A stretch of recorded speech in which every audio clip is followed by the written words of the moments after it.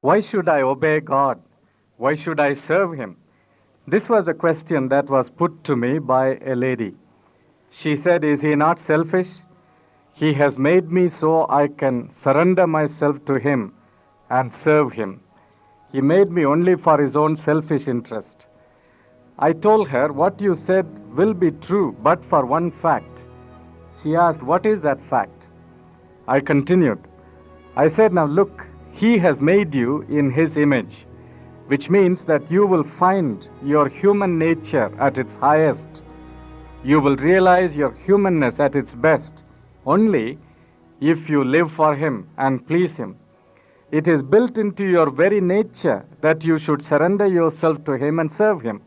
So it is for your own benefit that He asks you to love Him and to serve Him. Is that not true? If we do not obey God and if we are unfaithful, there are consequences. Because this universe is built on certain laws, God has established those laws. He is the moral ruler of this universe. He has built this universe on these moral laws. If we break those laws, we would suffer the consequences.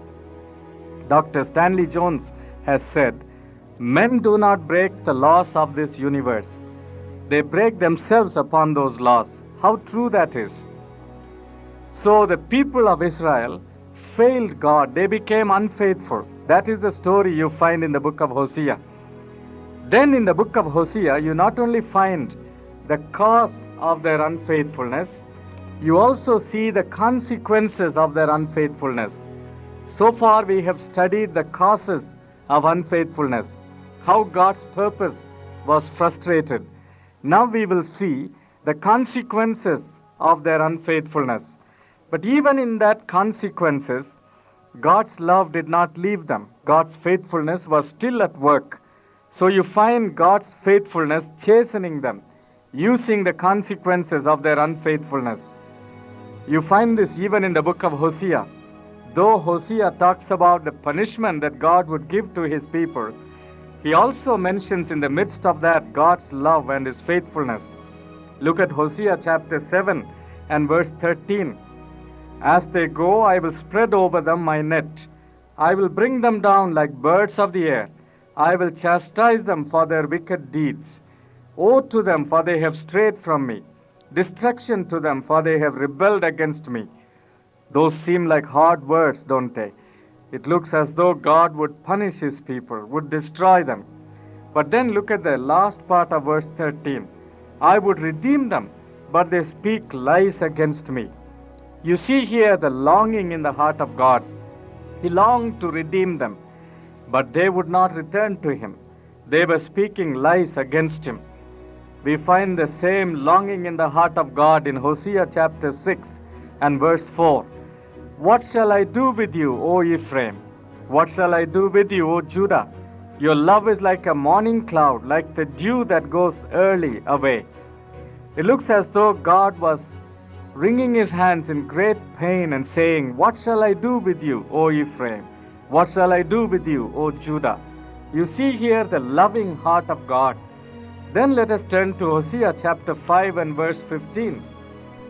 I will return again to my place until they acknowledge their guilt and seek my face. Notice those words, until they acknowledge their guilt and seek my face. Or in other words, God was expecting His people to turn to Him. His punishment will not destroy them forever. His love and His faithfulness were shining through the consequences of their unfaithfulness. Let us remember that when we study this section, the consequences of their unfaithfulness. The prophet Hosea talks about God's judgment and God's punishment on His people because of their failure. Do you know, my friend, that if we do not seek God's will and do it, there are consequences. If we do not link ourselves with His redemptive purposes, there would be judgment on this act of unfaithfulness. That is what we are going to look at now. It is not a very pleasant subject, but I trust that the Lord will speak to us through this. There are consequences for unfaithfulness. The Bible is very clear in this. Our God is the moral ruler of this universe. When we break His moral laws, we would suffer the consequences. In Galatians chapter 6, verses 7 and 8, we read this: "Do not be deceived. God is not mocked. For whatever a man sows, that he will also reap. For he who sows to his own flesh will from the flesh reap corruption. But he who sows to the Spirit will from the Spirit reap eternal life." Whatever man sows, he will reap. That is the principle of retribution, the law of retribution built into this world, into this universe. But then it is not just an impersonal law of retribution that is at work. The Bible speaks about God's wrath. This is the settled attitude of a holy God towards sin. Yes, God is a personal God, and his attitude towards sin is that of judgment. That is why there are consequences for our unfaithfulness. Let us look at these consequences in the book of Hosea. In Hosea chapter 4 and verse 9, we read this: "I will punish them for their ways and requite them for their deeds." Notice the decisiveness with which God says this. There will be punishment for their actions, for their deeds. Hosea chapter 7 and verse 2. "I remember all their evil works." That is what God says. He will remember. He does not hide his face from their evil ways. He does not close his eyes to sin. Hosea chapter 8 and verse 13, the last part of that verse: "He will remember their iniquity and punish their sins." How certain judgment will be. Next, we look at Hosea chapter 9, verses 7 and 9. Verse 7, "The days of punishment have come, the days of recompense have come." Verse 9, "He will remember their iniquity, he will punish their sins." And then we turn to another reference in the book of Hosea chapter 12 and verse 2. "The Lord has an indictment against Judah and will punish Jacob according to his ways and requite him according to his deeds." All these verses tell us that God would punish his people for their unfaithfulness. He had warned them through the prophet. Sin does have consequences. We must never get away from this fact. If we do not obey God and do his will, there would be consequences. There are people who think that missionary involvement is an option. It is even a luxury. It is not so. If you do not get involved in missions, it is disobedience. God has revealed his purpose very clearly in Scripture. It is his will that his salvation message should reach every tribe, every language group, and every ethnic group. Having known his purpose, if we do not identify ourselves with his purpose, are we not grieving him? Are we not missing his purpose for our lives? Surely that will have consequences. That is why you find some believers lacking in joy and power and freedom, because they are not doing all that God has wanted them to do. There are some who are self-centered and selfish. Their values are wrong. They want all the blessings that God would give them, but they never commit themselves to serve him and to be involved in his missionary purpose. Their lives cannot be victorious. Their lives will certainly miss the note of joy and freedom. That is the consequence. Not only that, from then on, if we are not careful, it will lead to other steps of disobedience. We find that there are consequences for unfaithfulness. God's people experience this. First of all, the consequence that is mentioned in the book of Hosea is the withdrawal of God's blessing. God will withdraw his blessing from his people when they do not fulfill his purpose. Israel became a useless vessel among the nations. So what happens in Hosea chapter 2 and verse 9? God says, "Therefore I will take back my grain in its time and my wine in its season, and I will take away my wool and my flax, which were to cover her nakedness." All these were his blessings given to his people. He calls it his grain, his wine, his wool, his flax. Now he will withdraw all of that. He will take it away from them. Look at verse 12. I will lay waste her vines and her fig trees, of which she said, These are my hire, which my lovers have given me. She did not use her resources to fulfill the purposes of God. She used her resources selfishly on herself. Not only that, she was not grateful to God for giving those blessings. She thought they were given to her by other gods and went after them. So God said now that He would withdraw those blessings from His people. There is even a more serious warning in the book of Malachi, very similar to what we see in Hosea. We find this in Malachi chapter 2 and verse 2. If you will not listen, if you will not lay it to heart to give glory to my name, says the Lord of hosts, then I will send a curse upon you, and I will curse your blessings. Indeed, I have already cursed them, because you do not lay it to heart. Did you notice that? God says, I will curse your blessings. What does He mean? What was given to you as a blessing will turn to be a curse. This can be true of your job. God gave you your job so you would use that to serve Him. He wanted you to be a witness in your job. That will be an opportunity for you to reach those who would otherwise never hear about Christ. He wanted you to use your income not only to support yourself and your family, but also to support His work. That was why He gave you that job. But you have taken that job selfishly. You have grabbed it and you are holding on to it, using it only for yourself. Even the income that comes from your job, you are spending it all on yourself and on your pleasures. You have never taken an opportunity to be a witness for the Lord in your job.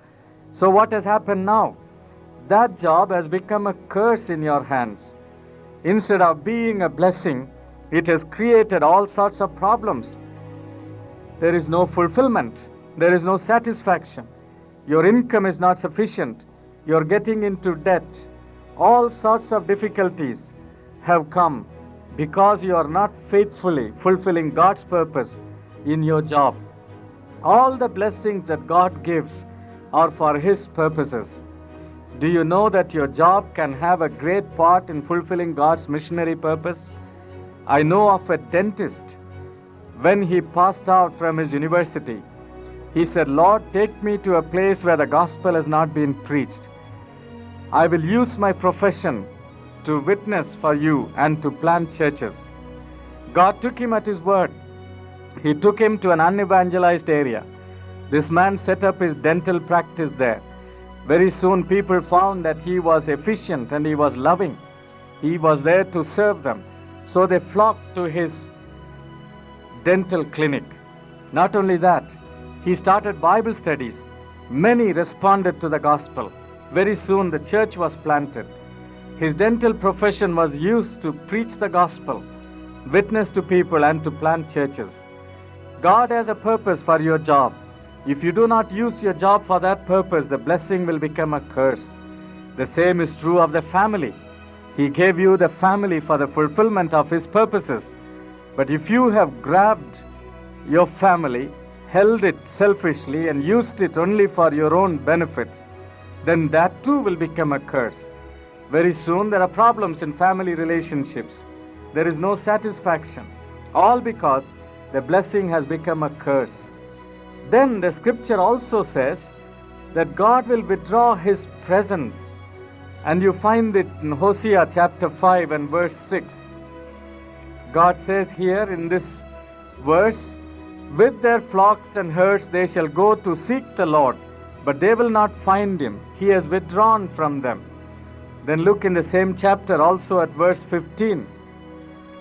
I will return again to my place until they acknowledge their guilt and seek my face. God says that He will withdraw His presence. They have to seek Him. This presence of God is withdrawn gradually and not suddenly.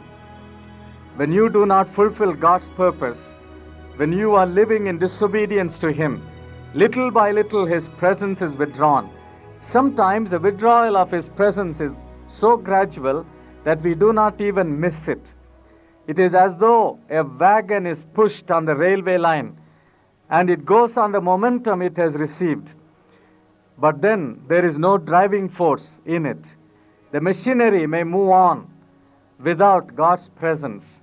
Our activities and programs may go on, but God's presence and His blessing may not be there. How true this is of many Christian activities. Look at the book of Ezekiel in chapter 9, verse 3. The glory of the God of Israel had gone up from the cherubim on which it rested to the threshold of the house. You notice the glory had left from the inner sanctuary, from the Holy of Holies to the threshold of the temple. And then look at chapter 10 and verse 19. The cherubim lifted up their wings and mounted up from the earth in my sight, as they went forth with the wheels beside them. And they stood at the door of the east gate of the house of the Lord, and the glory of the God of Israel was over them. From the threshold of the temple, it has gone to the east gate of the court of the temple. And then look at the next step now. In chapter 11, verses 22 and 23, the cherubim lifted up their wings with the wheels beside them, and the glory of the God of Israel was over them. And the glory of the Lord went up from the midst of the city, and stood upon the mountain which is on the east side of the city. The glory had now left the court of the temple and had gone outside the city to the mountain which was outside the city gate. That is how the glory of the Lord departs from us. His presence is withdrawn little by little, gradually. When that happens, evil takes over. This is one of the consequences of unfaithfulness. May God help that this does not happen in our lives. If we do His will and fulfill His missionary purpose, this need not happen. If you have any questions on this, or if you need further spiritual help, please write to us.